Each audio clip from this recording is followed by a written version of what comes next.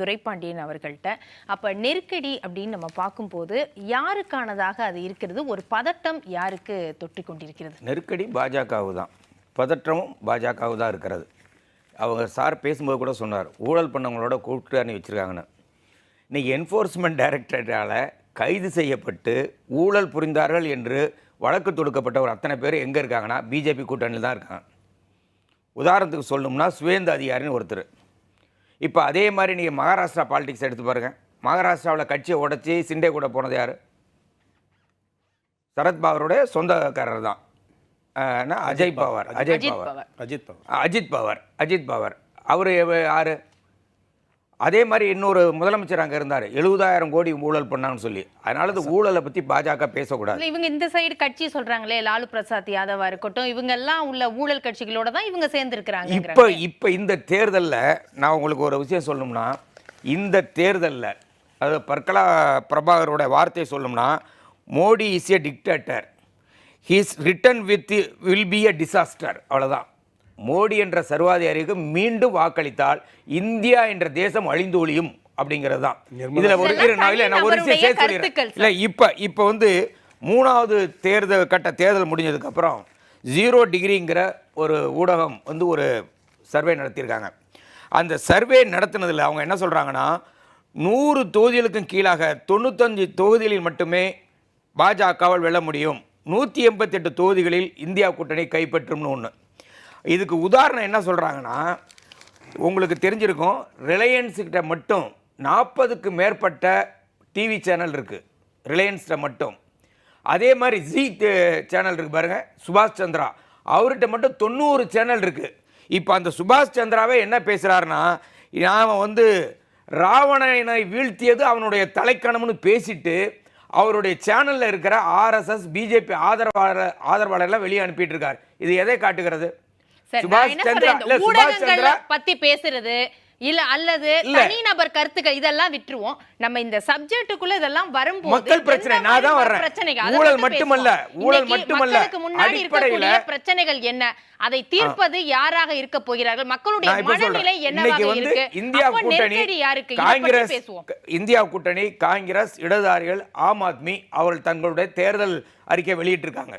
ஸ்பெசிபிக்கா சொல்லியிருக்காங்க, பெட்ரோல் விலையை 75 ரூபாய்க்கு குறைப்பன் என்று காங்கிரஸ் சொல்லியிருக்கிறது, ஆம் ஆத்மிக்கு சொல்லியிருக்கிறது, இடதுசாரிகள் சொல்லியிருக்கிறார்கள். கேஸ் விலையை குறைப்பேன் 500 ரூபாய்க்கு சொன்னது மட்டும் இல்லை, தெலுங்கானாவில் 500 ரூபாய்க்கு ஒரு சிலிண்டரை கொடுத்துக்கிட்டு இருக்காங்க. அது மாதிரி பல அறிவிப்பில் செஞ்சிருக்காங்க. நாங்கள் ஆட்சிக்கு வந்தால் ஜூன் மாதம் 30ஆம் தேதிக்குள் 30 லட்சம் மத்திய அரசு துறைகளில் இருக்கிற காலி பணியிடங்களை நிரப்புவேன் என்று சொல்லியிருக்கிறார்கள்.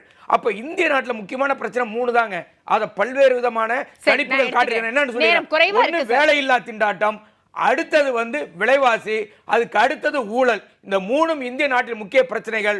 மக்கள் அதை பார்த்துதான் வாக்களிப்பார்கள், இதற்கு எதிராக தான் வாக்களிப்பார்கள். சாய் சுதாகர் அவர்கள்ட்ட அப்ப இருக்கக்கூடிய இந்த பிரச்சனைகள், விலைவாசி உயர்வு, வேலையின்மை, இதெல்லாம் அதிகமா இருந்துகிட்டு இருக்கு. அப்ப இதை மறைப்பதற்கு அதான் பாஜக அடுத்த கட்டமா இந்து முஸ்லிம் இந்த மாதிரி ரீதியில போறதா? அதாவது இன்னைக்கு தேதியில மக்கள் என்ன நினைக்கிறாங்கன்னா, Modi 3rd term is imperative, காலத்தின் கட்டாயம் தேவைப்படுகிறது அப்படின்னு மக்கள் நினைக்கிறார்கள். இவங்க ஒரு தேர்தலையும் இப்போ கருத்து கணிப்பு என்ன சொல்லிச்சு, அந்த 5 மாநில தேர்தலில் 3 மாநிலத்தில் காங்கிரஸ் ஜெயிப்பாங்கன்னு சொல்லிச்சு. என்ன ஆச்சு? ஸோ அதுதான் மக்கள் முடிவு பண்ணுறது தான். இவங்க வந்து ஊழல், இந்த 7.5 லட்சம் கோடி ஊழல் சொல்கிறாங்களே, இவர் சொல்கிறது எப்படி, அந்த எதிர்கட்சிகள் சொல்கிறது எப்படி இருக்குன்னா, என் பாக்கெட்டில் 100 ரூபாய் இருந்தது, ஒருத்தன் பிக் பாக்கெட் அடிக்கும்போது 150 ரூபாய் அடிச்சிட்டான்னு. ஏன்னா அந்த பாரத் மாலா ஸ்கீமுக்கு 5,30,000 கோடி தான் இது வரைக்கும் ஒதுக்கீடே பண்ணி இருக்குது. அதுல எப்படி 7.5 லட்சம் கோடி ஊழல் வரும்? அறிக்கை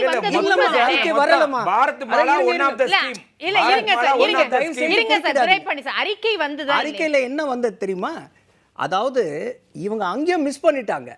அதாவது இவங்க எப்படி சொல்றாங்கன்னா, 10 கோடி எக்ஸ்ட்ரா போட்டிருக்கீங்க ஒரு கிலோமீட்டருக்கு அவங்க சொன்னாங்க. அப்போது முதல்ல என்ன இருந்ததுன்னா, டார்கெட்டு 75,000 கிலோமீட்டர் போடுறதா இருந்தது பாரத் மாலாவில். இவங்க எங்கே மிஸ் பண்ணாங்கன்னா, அந்த 10 கோடி × 75,000 போட்டு 7.5 லட்சம் கோடின்னு இவங்க சொல்கிறாங்க.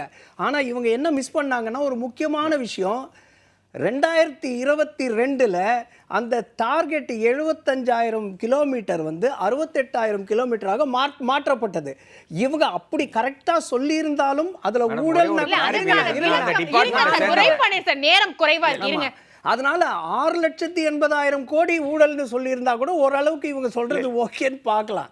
இவங்க இந்த மாதிரி விளக்கம் எல்லாம் மத்திய அரசு தரப்புல இருந்து கொடுக்கப்பட்டது. எதுவும் கொடுக்கல. எதுவும் கொடுத்தாங்களா? மத்திய அரசு தரப்பு இவங்களுக்கு எது கொடுக்கணும்? இவங்களுக்கு இல்ல, அங்க கொடுத்தது பொதுமக்களுக்கு தெரியணும். சிஏஜிக்கு கட்சிகளுக்கு தெரிய வேணாம். பொதுமக்களுக்கு கொடுத்தாங்களா? சிஏஜிக்கு கொடுத்துட்டாங்க. சிஏஜி இல்ல கொடுக்கல. வெளிப்படையா இல்லையே சார். இப்ப மக்களுக்கு என்ன நடந்தது நான் சொல்றேன். அமித்ஷா இத பத்தி என்ன பேசியிருந்தாரு? இந்த அறிக்கை வந்திருக்கு, அதுக்கு அப்புறம் கிடையாது. இவ்வளவு கொரிஸ் வந்ததுக்கு அப்புறம் என்ன முக்கியமான விஷயம் மக்களுக்கு ஏன் காலத்தின் கட்டாயம் 3வது முறை வரணும்னா, இந்த சிறுபான்மையினரை எடுத்துக்குவோம்.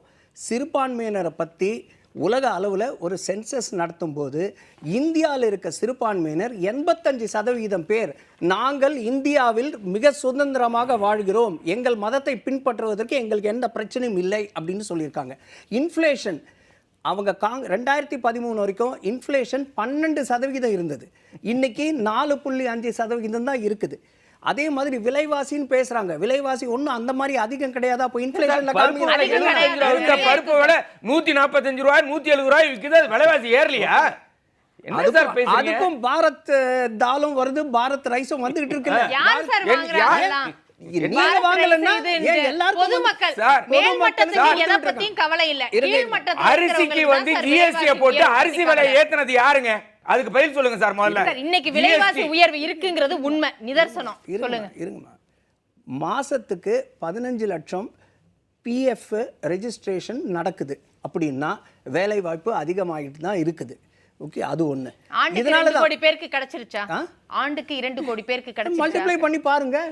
12 into 15 என்ன சார்? ஒரு மாசத்துக்கு 15 லட்சம் ரெஜிஸ்ட்ரேஷன் ஆகுது. இன்னைக்கு எல்லாரும் வேலை வாய்ப்பு இருங்க 22 கோடிக்கு மேல அதுல பட்டதாரிகள் 45% அவசியம் இல்லையே. இருங்க, முத்ரா லோனே 42 கோடி பேருக்கு கொடுத்திருக்காங்கல்ல. வேலை யாருக்கு கிடைச்சது சொல்லுங்க?